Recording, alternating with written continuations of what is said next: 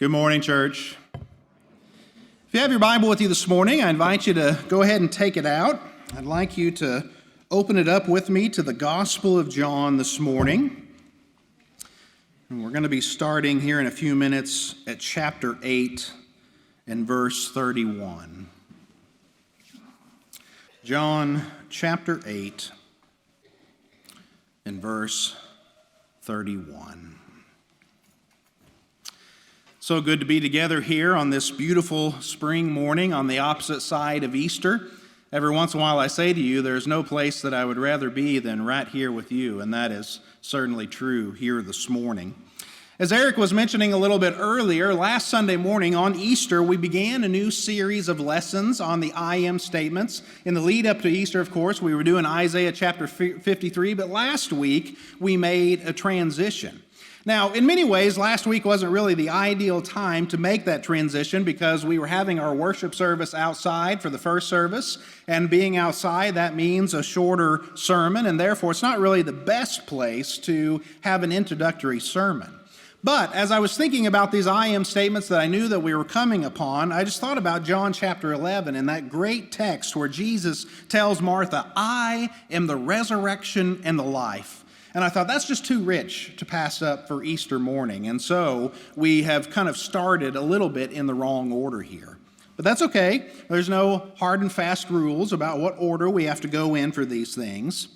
But now that we have already celebrated the fact that Jesus is the resurrection and the life, I thought it would be appropriate this morning to go back and kind of set up this whole series in a way that is more appropriate. The whole concept of I am goes back to the name, of course, that God gives himself in the Old Testament. The original story for this comes in Exodus chapter 3. It's the story of the burning bush where Moses encounters God wandering out in the wilderness there during a 40-year period of time. Well, as he was out there tending his sheep, as he had for many, many days, one day he looks up and he sees this strange sight. He sees that this bush is burning, but it is not being consumed. And so whenever he goes to examine it, suddenly an angel of the Lord appears to him in the bush and says to him, Moses, take off your shoes because where you are standing is holy ground. Moses did that, of course. He obeyed. And then God told him why it was that he was appearing. He was going to send Moses back, God was, to free the Israelites from the oppression of Pharaoh. But as Moses considered this and considered how slow of tongue he was, how ill-qualified he was to carry out such a task, he said to him, who am I supposed to say that is sending me when I go before the Pharaoh? And God said to Moses, you tell him, I am who I am sent you. That Hebrew phrase, I am that I am, is the root of the Hebrew name for God, Yahweh. It is the name that God requests to be called by throughout the Old Testament period. But of course, the question we want to answer is, what exactly does this phrase mean? Consider just a moment the words, I am. Not I was, or I will be, or even I would like to be in the future, but I am. Here is the being who is existence himself. He was not created. He never came into being. There is none before him. Anything that has existence finds its existence in him. All existence roots back into his very being. He is existence itself. And so what was first revealed to Moses there 3,500 years ago has now become our basis for understanding who God is. And when Jesus appeared on the scene, he did something incredible. He said to those who were willing to listen, I am the I am. 8 times in the Gospel of John, Jesus himself states that he is the great I am. But in doing so, he's rarely just going to say, I am, and just leave it at that. Now, he's going to do that in today's text, and we'll get to that here in just a few minutes. But on all other occasions in the Gospel of John, he's going to say, I am, and then he's going to follow it up or qualify it with another statement. Last week for Easter, I am the resurrection and the life. In the weeks to come, I am the bread of life. I am the light of the world. I am the way and the truth and the life. I am the great shepherd and the gate to the sheep pen. And what this sermon series is going to attempt to do is to examine each one of the discourses from the Gospel of John that this particular I am statement appears in. And we want to learn from that, number one, what it teaches us about God, but number two, what it teaches us about Jesus Christ, who is God in human flesh. And so this morning, we're going to begin this series in the place that I think it should be begun. Like I said a moment ago, throughout the Gospel of John, he's going to say, I am, and then he's going to qualify it with another statement. But in this first text, Jesus will simply say, I am, and he's just going to leave it at that. But why does he say it? And what does he mean by saying it? That's what we want to discover as we introduce this whole series to ourselves. And to see how this comes up, you actually have to observe the whole conversation that is taking place here and see how what Jesus says actually comes as the climax of the whole conversation. So if your Bible is open now to John chapter 8 and verse 31, I just want to read a couple different selections out of this text. It's a long text. I wouldn't want to read you the whole thing. I don't want to put you to sleep before I even get a chance at you, okay?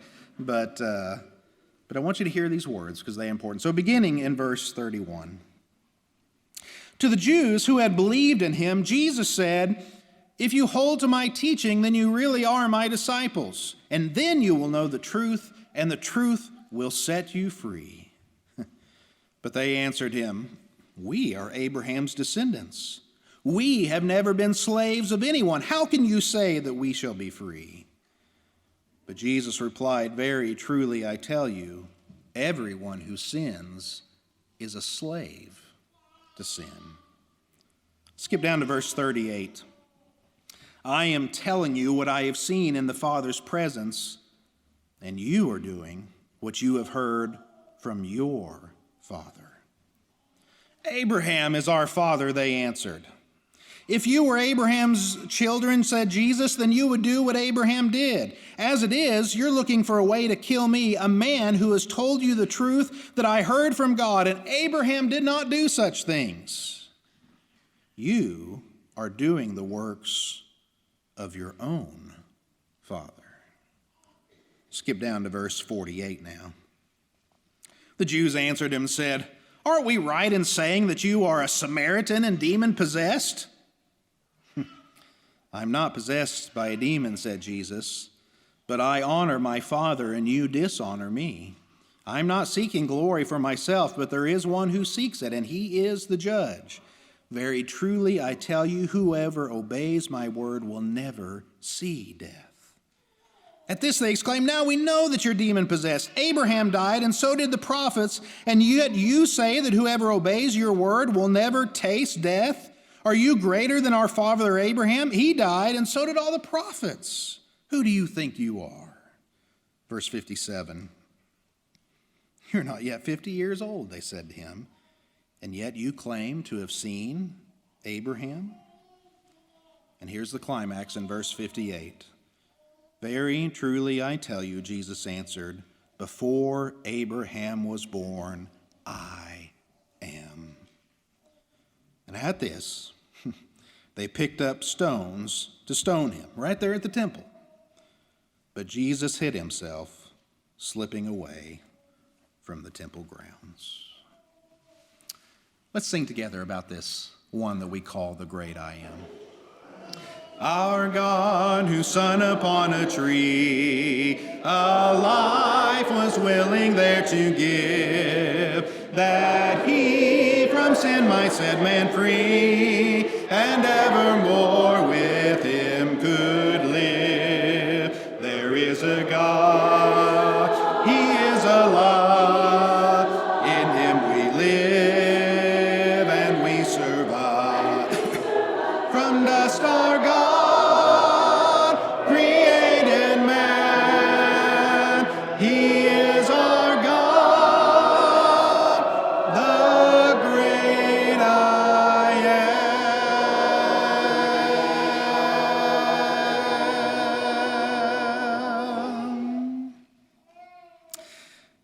once in a while, I read a book that is not only informative to me in some way, and perhaps even a little entertaining. I like it when that happens.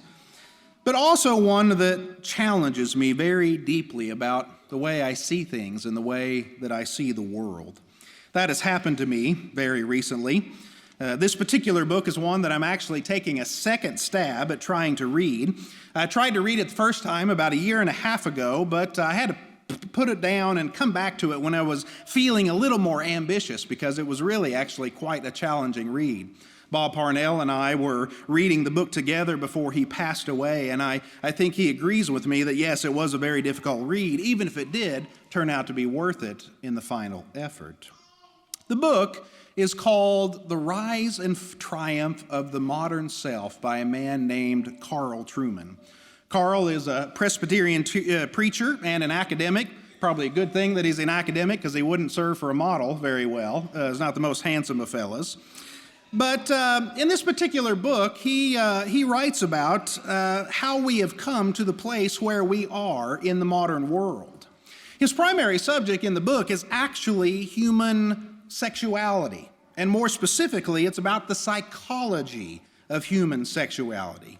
And he's talking about how that psychology has changed since the 1800s, and he's trying to help Christians to make sense of all of the things that are now happening in our culture that seem so strange to us, that have never before throughout Christian history been accepted. Now, that subject's not why I'm raising it to your attention here this morning. That would be good and important in its own context. But it's actually something else in reading the book that challenged me about my assumptions that I had in regard to human beings.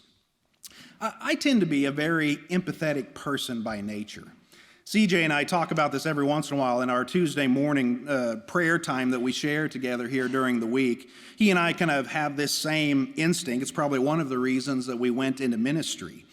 But we both have a high level of empathy, people, so whenever people come to us and they share things that are going on deep inside of them, share their struggles with us, not only do we hear what they're saying with our ears, but we can feel it in a visceral sort of way. We kind of feel it right down in our gut. We know what it feels like for them to feel. And because that is true, and because I don't really like to feel badly, my natural default when it comes to other people is to assume that they are intuitively innocent and good, but it is just their circumstances, that the influences that are around them that influence them to occasionally do evil. Those influences, of course, can include family and friends. It can include culture and society. It can include just about anything, whatever it is that might have an influence on our personality.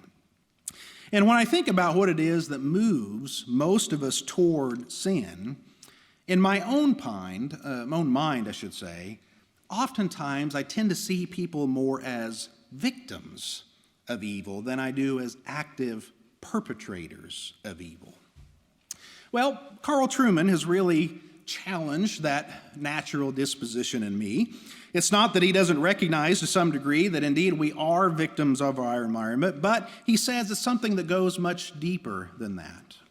He says there was a change that happened both in psychology and in philosophy about 200 years ago. That change began amid like Sigmund Freud and Jean-Jacques Rousseau and Friedrich Nietzsche and others like them. And you've probably heard before the idea that whatever happens in elite culture in one century will filter down to the common street level in the next century, and that does appear to be what has happened. And it has formed the way that I think and you think and the way that many of us think about ourselves. You see, before a couple of hundred years ago, the common notion among people in the Western world is that we are actually corrupt from a very young age, and therefore, because we are corrupt, we do corrupt and evil things. And the purpose of society and institutions and structures and government and that sort of thing is to kind of corral and to limit our corruption. But in the philosophy that he says began around the 1800s, that began to change. The idea started to be taught in universities and in art presentations, in philosophy and in high culture, that we actually come into the world quite innocent and really virtuous if we were left to ourselves. But what corrupts us is society the influences around us. And so you can see that the assumption has been flipped in the last couple hundred years. Whereas before, we come into the world with wicked tendencies only to have those beaten out of us by society. In the elite culture of the 19th century, they said, no, we come into the world innocent and virtuous, but it is society that corrupts us. We are victims, not perpetrators. And so, with that being true, he says, the purpose of modern life has changed. The purpose is not to try to get rid of our evil and find goodness. Instead, our purpose is to find what he calls our authentic self. Maybe you all have heard that language before, trying to find the authentic self, the self that hasn't been corrupted. And if you can find that goodness somewhere deep inside of you and pull it out, then you can live a happy and fulfilled life. Now, what you find deep inside of there is going to be different for everyone. Therefore, happiness will be a result of different things for everyone. But your job is to find out what within you is authentically good and live it. When I read that, I hadn't realized how much my own view was not only influenced by my natural tendency for empathy, but also by this new psychological philosophy. My assumption has often been we are innocent and just have bad influences. But the truth, he says, is really much more sinister. We're not innocent. In fact, from a very young age, we are corrupted and evil. And you know what I found out whenever I read a lot of that? I found out I don't like that idea very much. Well, as I was reading our text here this week in John chapter 8, I found some comfort in the fact that I'm not the only one who is offended by this idea of inherent corruption. So also were the religious Jews of the first century. But even though they may share my same sense of offense at internal corruption, our assumptions are actually rooted in very different places. My assumptions are rooted in a psychology that has been handed down to me from my ancestors of 200 years ago. But their assumptions had nothing at all to do with psychology. Their assumptions were with biology. They thought they were inherently good because of who their great-great-great-great-great-great-granddaddy was. They were children of Abraham. Now, all of that is very important for understanding why things develop as they do in our text here today in John chapter 8. Jesus, of course, is speaking to a crowd of common Jewish people, but what is interesting to note is as Jesus begins talking to this crowd, they're actually very favorable for Jesus. They like him. They believe in him. But by the time we get to the end of our text here in John chapter 8, the crowd turns against him. And they turn against him because of this whole idea of inherent corruption that he hits them with. The setting for this whole conversation is at the temple in Jerusalem. Jesus is there for one of the yearly feasts that takes place, and Jesus has been doing at Jerusalem what Jesus tends to do. He has been teaching, he has been doing miracles, and he's been casting out demons, and the crowds love him for it. They are amazed at his power and authority. You know, we often assume that the crowds were always for Jesus and it was only the leaders who were against him. But our text today is going to push back against that particular assumption. This crowd that he's talking to here in John chapter 8, this is not an elite crowd. Yeah, there may have been some religious leaders, they were sprinkled throughout, but for the most part, this is just a crowd of common religious people at the festival. But while they begin very favorable to Jesus, things are not going to stay that way. And the reason they're not going to stay that way is because of three claims that Jesus is going to make in this conversation for him. The first claim comes in verse 34. He says to them, "You are all slaves to sin."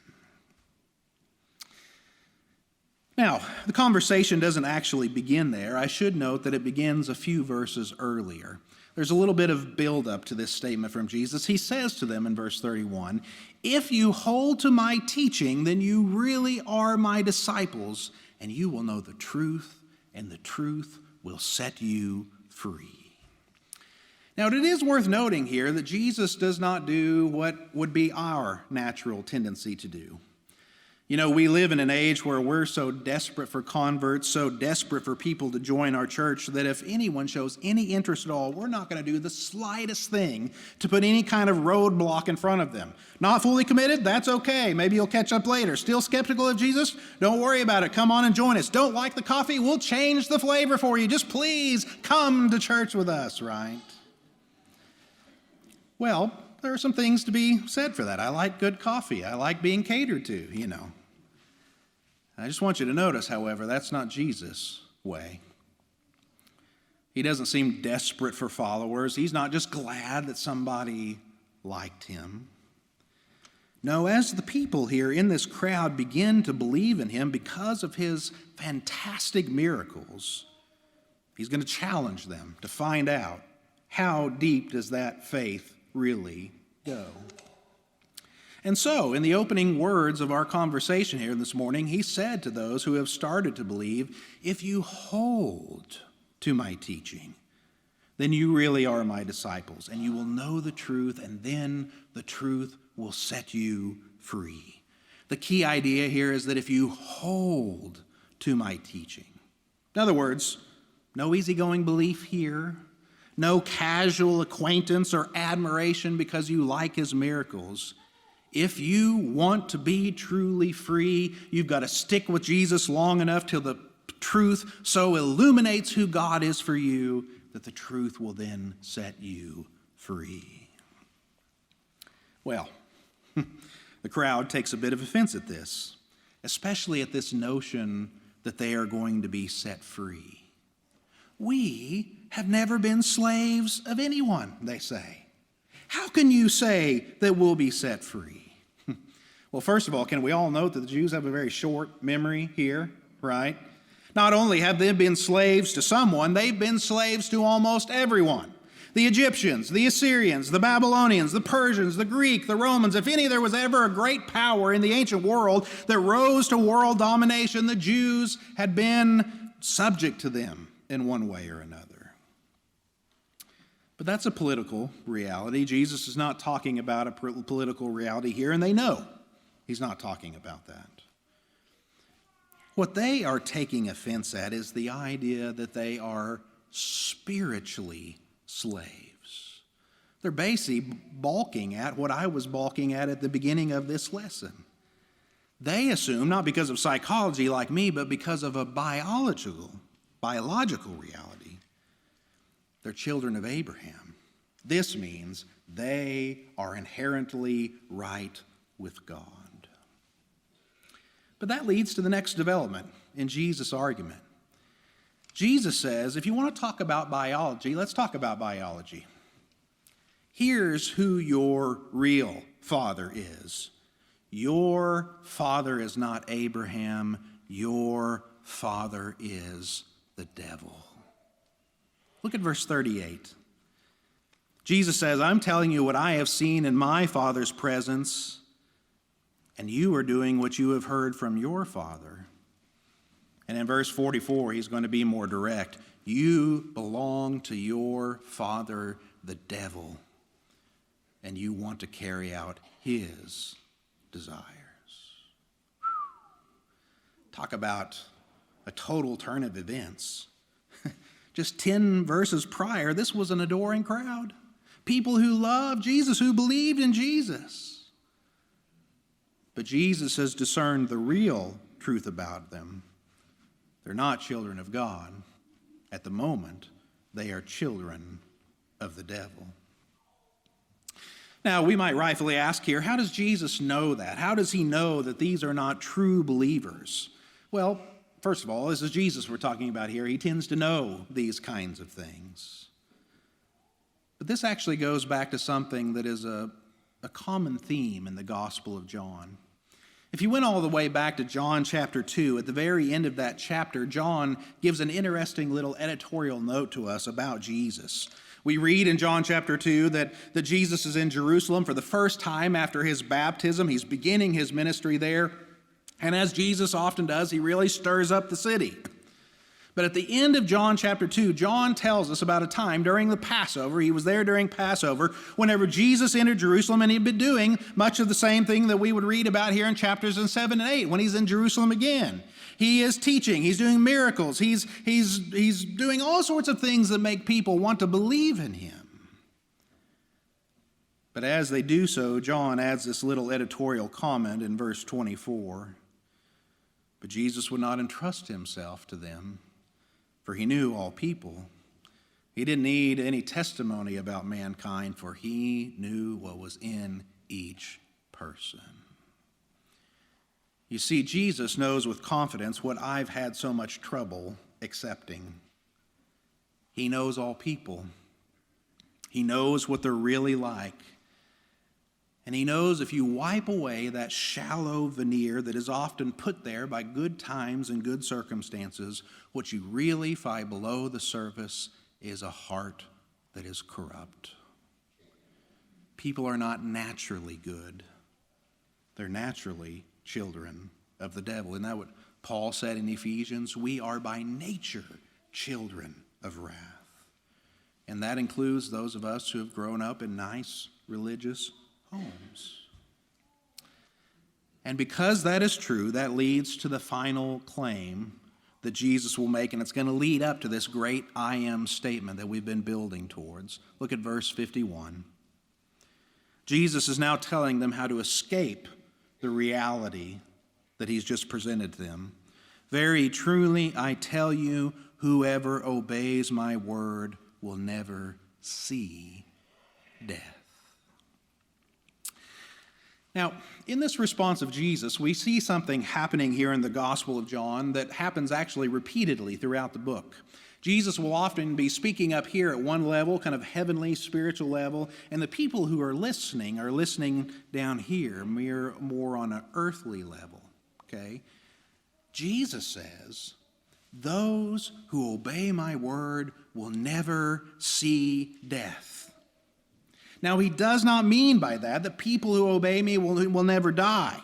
He means by that death will not be the defeating experience that we normally think that it is, because we will smoothly transition from one reality to another as we await that final resurrection from the dead where we will never die again. That's what Jesus is talking about up here. But the Jews hear it down here. They hear it differently. They think he's saying, if you believe in me, if you follow me, you'll never have to have a funeral. And interestingly, it is this whole misunderstanding that leads to the I am statement that I've been working towards this whole lesson. The Jews say to him in verse 53, are you greater than our father Abraham? He died, and so did all the prophets. Who do you think you are? In other words, if all these great men of God who have gone before you have died, who are you to claim that people who follow you will never die? And you can see how he's building up his case here. So in response, Jesus says to them, verse 56, your father Abraham actually rejoiced at the thought of seeing my day. He did see it, and he was glad. Wait a second, they said. You're not even 50 years old, and yet you say you have seen Abraham? It's not exactly what he said, but it's the way they interpret it. And then comes the climactic moment, verse 58. Very truly I tell you, before Abraham was born, I am. Boy, did the Jews gnash their teeth at that particular statement.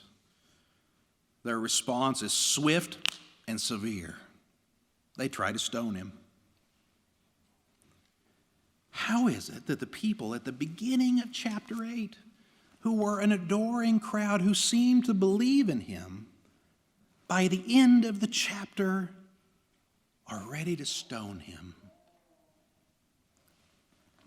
It is because of the things that Jesus has claimed in this discussion. Jesus has claimed 4 things if you're counting along the way. Number 1, he says, you're all slaves to sin. Number 2, you are all naturally children of the devil. Number 3, the only way you can escape the devil's fate is by obeying me. And 4th and climactically, the reason that I can say any of these things to you is because I am. And the Jews were no fools. They knew what he was claiming when he said, before Abraham was, I am. He was claiming, I am God. And that claim is the basis of the rest of the I am statements in the Gospel of John. What does it mean? It means that if Jesus Christ is who he really says he is, then he has the right to demand absolute obedience from your life. That he has the right to demand of you everything because he is your God. He is your creator. But in our natural selves, we are like the Jews of the first century. We're slaves to sin. We want to go our own way. And we only can be free if the Son sets us free. That's what Jesus is establishing here in this first great I am text in the Gospel of John. In the coming weeks, we will see how he will build upon that and creates quite an amazing reality. I hope that you will plan on joining me in the coming weeks as we examine Jesus, the great I am, God in human flesh. Let's pray.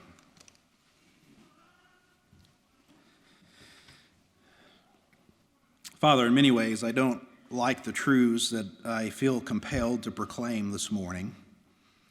And that is that in our natural state, we are slaves to sin. We are children of the devil.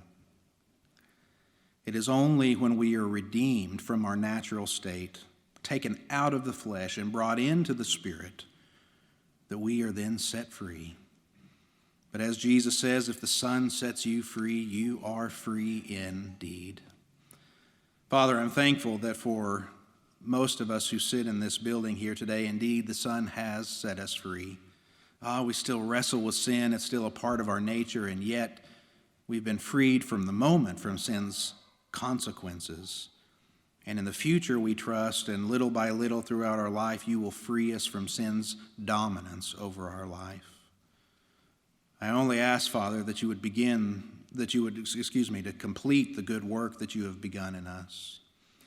And for anyone who might be here this morning, for whom you have not yet begun that good work, that you might so move in their hearts that they would come to confess that Jesus is the Son of God and wish to obey him and put their confidence in him. This is our prayer this morning as we begin this new series. I ask it all in the name of Christ, the great I am. Amen.